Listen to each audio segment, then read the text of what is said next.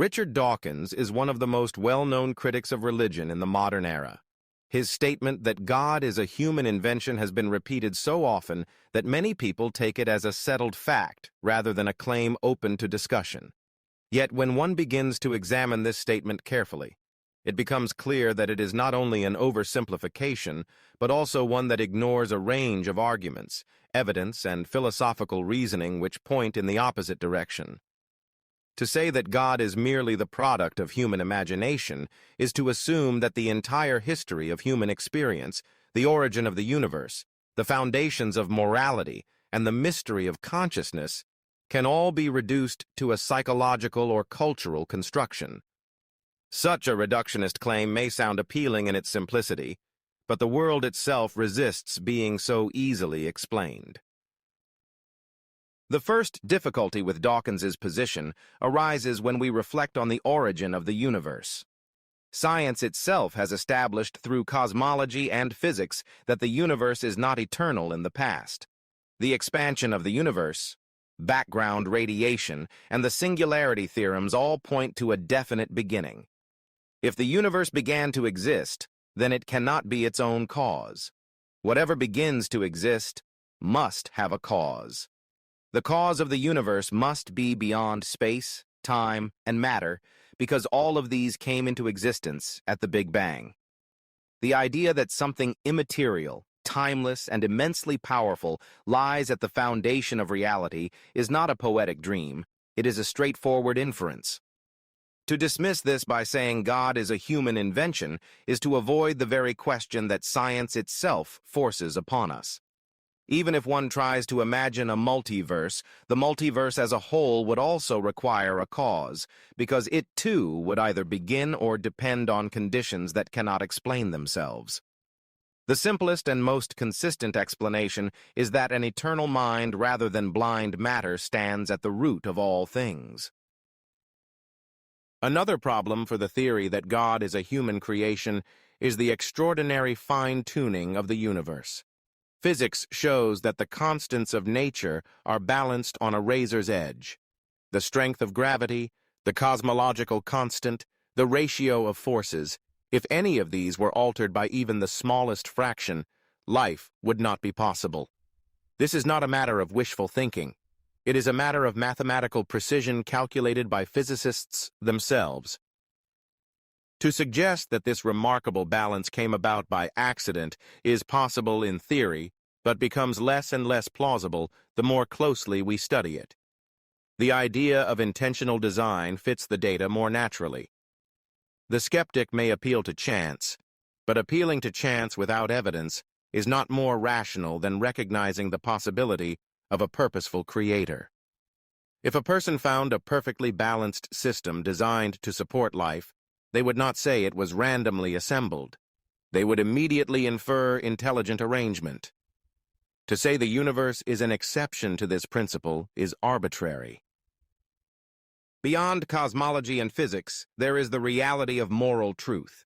Human beings consistently recognize that some actions are objectively right and others are objectively wrong. Torturing children for fun is wrong regardless of culture, opinion, or biological instinct. Acts of courage and self-sacrifice are noble regardless of whether society approves of them. If morality is only a human invention, then all such judgments are illusions. They are merely byproducts of evolution or social agreement. Yet we live as though morality is real. Even Dawkins, who calls God a delusion, speaks passionately against cruelty and injustice. But if everything is simply the product of blind evolution, why should anyone believe that moral convictions correspond to truth? Natural selection favors survival, not objective morality. The moment we insist that some acts are truly evil and others are truly good, we are stepping into a realm that transcends biology. The reality of objective moral values fits more comfortably within a universe created by a moral lawgiver than in a world of random processes. The mystery of consciousness adds another dimension to the debate. Science can explain many aspects of brain function, but it cannot explain why subjective experience exists at all.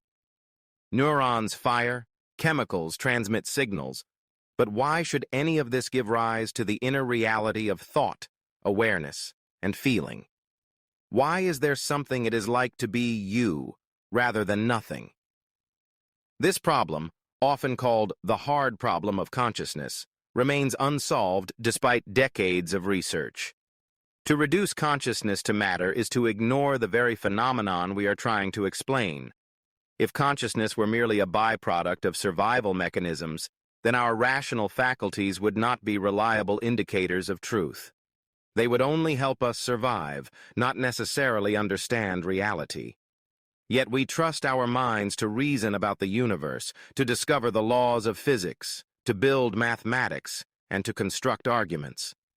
This trust makes sense only if our minds are more than the accidental result of random processes, and it points to a rational source beyond mere matter.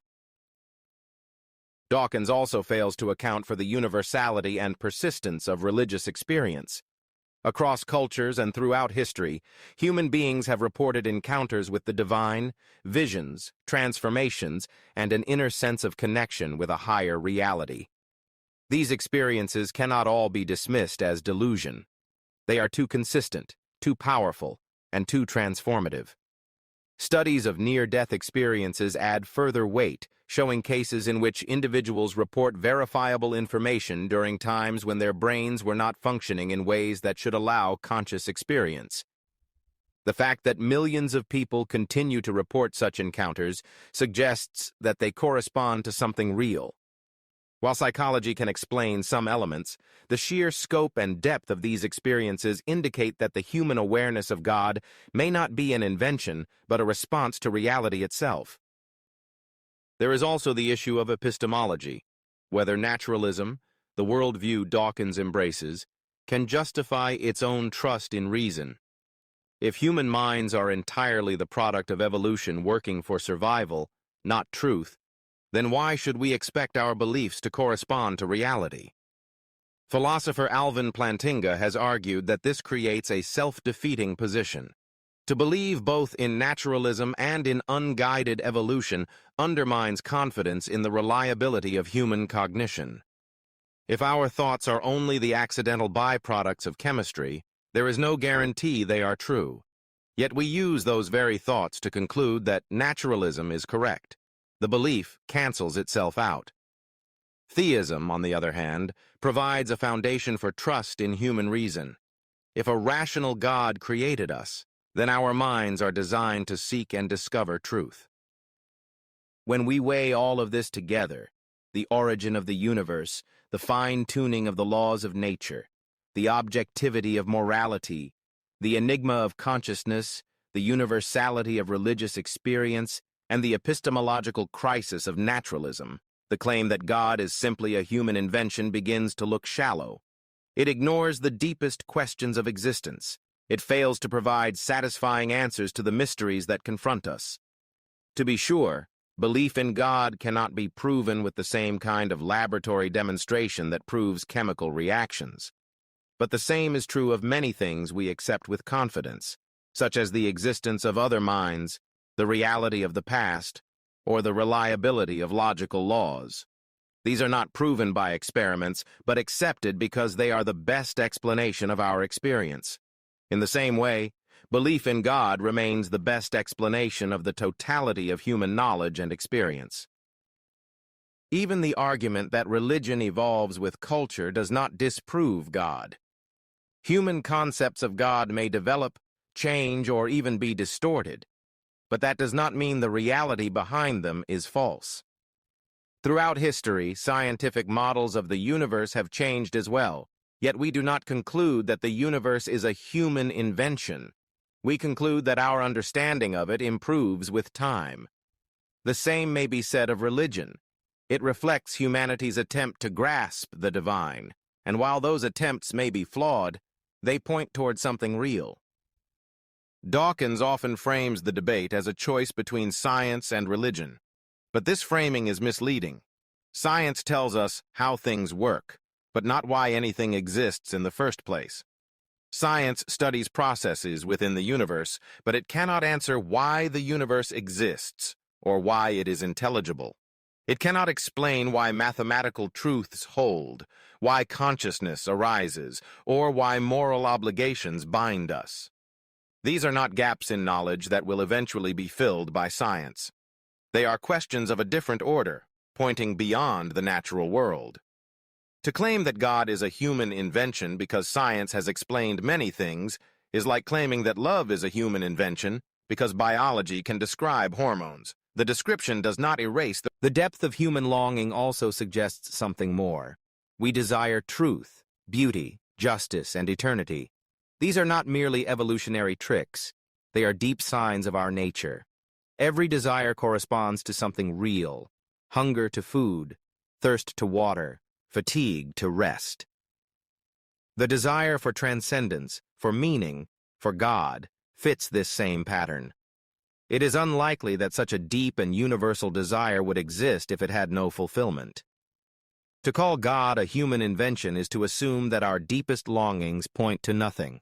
Yet human longing itself testifies to a reality greater than ourselves. In the end, Dawkins' statement that God is a human invention says more about the limits of his philosophy than about God. It assumes that if something cannot be tested in a laboratory, it must be unreal. But reality is not confined to what can be measured. Love, meaning, morality, and consciousness are real even though they cannot be placed under a microscope. God belongs to this same category, but at an even deeper level, as the foundation of all existence. The dismissal of God as invention is less a conclusion than a decision to restrict reality to what fits within a narrow framework. For many thinkers, scientists, philosophers, and ordinary people alike, this restriction is neither convincing nor necessary. The weight of the evidence suggests that the idea of God is not a human creation, but a human response to an ultimate reality. The universe, morality, consciousness, and human experience all point beyond themselves.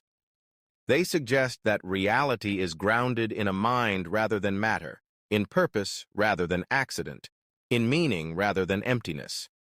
Richard Dawkins has the right to his opinion, but the evidence of reason and experience continues to speak louder than his reductionist claim. God is not an invention of humanity. Humanity is an expression of God's creative thought. If we look carefully at the claim that God is an invention, we also need to ask, what motivates human beings to invent God in the first place? Dawkins suggests that fear of the unknown, awe before nature, and a desire for control over life led to this creation. While there is some truth that humans have always sought explanations for natural phenomena, this does not automatically mean that the explanations themselves were false. To say that because people desired God, therefore God does not exist, is to commit a logical error. Hunger does not mean food is imaginary. Thirst does not mean water is a delusion. The existence of deep, universal desires points in the opposite direction. That reality is structured in a way that meets those desires. The longing for transcendence, immortality, and ultimate justice may in fact be one of the strongest evidences that God is real rather than imagined. The persistence of belief across cultures and generations further complicates the idea of invention. Inventions come and go, but the human orientation toward the divine has never disappeared. From ancient civilizations to modern societies, from tribal groups to advanced nations, the sense of the sacred continues. Even in highly secular environments, people create substitutes, spiritualities, ideologies, or movements that function like religions. If God were truly just an invention, one might expect that as science explained more of the natural world, belief in God would vanish. Yet this has not happened. Faith continues to thrive even in scientific societies. This suggests that belief in God is not merely a leftover superstition, but something more deeply woven into the structure of human existence. Another flaw in Dawkins's assertion is that it assumes humans could have imagined such a being in the first place without any contact with the divine. The human imagination works with what it knows, what it experiences, what it can combine from reality. To imagine an all-powerful, timeless, immaterial creator who brought everything into existence from nothing is not a natural product of evolutionary survival instincts. Such a concept transcends normal human categories. It is entirely possible that the human imagination could not have generated such a being unless reality itself had pressed this intuition into the human mind. Philosophers and theologians throughout history have argued that the very ability to conceive of God hints at a correspondence between the mind and ultimate reality. It is also important to recognize that many of the greatest scientists in history, people like Isaac Newton, Johannes Kepler, James Clerk Maxwell, saw their work not as disproving God, but as uncovering the order he had placed in creation. Even today, there are countless scientists who see no contradiction between rigorous scientific investigation and belief in God. The idea that science makes God unnecessary is itself an invention of a particular worldview, not a conclusion demanded by science. Science describes mechanisms. God explains why there are mechanisms at all. To pit the two against each other is to confuse categories. A person who says, "Gravity explains why planets orbit, so we do not need God," is like someone who says, "Ink explains the words on the page, so we do not need an author." The two answers complement rather than exclude each other. Consider also the problem of ultimate meaning. If God is truly just an invention, then life itself has no inherent meaning beyond survival and reproduction. Any sense of purpose, destiny, or value is simply an illusion projected by the mind. Yet human beings resist this conclusion. Even those who deny God continue to live as though life has meaning, as though their choices matter, as though love, sacrifice, and justice are more than chemical impulses. This tension reveals that our lived experience points toward something more than Dawkins's explanation. People may deny God in theory, but they continue to affirm him in the way they live, by seeking truth, by longing for love that lasts, and by working for justice that transcends cultural convenience. Furthermore, the idea that religion only produces harm is contradicted by history. While religion has at times been misused for violence or power, it has also been the source of immense good, the foundation of human rights, the inspiration for movements of justice, the establishment of hospitals, charities, and schools. The very concept that every human being has intrinsic dignity and worth arose not from materialism, but from a religious view of humanity as created in the image of God. To reduce religion to a mere invention of fear and ignorance ignores its role as the seedbed of many of the values even Dawkins himself cherishes. If God were truly a false invention, it is difficult to explain why belief in him has led to so much that is beautiful, noble, and life-affirming across history. Philosophy also challenges Dawkins's claim. One of the oldest arguments, often overlooked, is the argument from contingency. Everything in the universe is contingent. It could exist or not exist. Nothing in the universe contains within itself the reason for its own being. If all that exists is contingent, then nothing should exist at all. Yet things do exist. The most reasonable explanation is that there exists at least one necessary being whose existence is not dependent on anything else. This necessary being is what people have traditionally called God. Dawkins dismisses such reasoning as outdated, but philosophers continue to find it compelling. It is not refuted by science, because it deals with why anything exists rather than how it operates. Even art and literature testify against the idea that God is mere invention. Throughout the centuries, humanity's greatest works of art, poetry, and music have been inspired by the divine.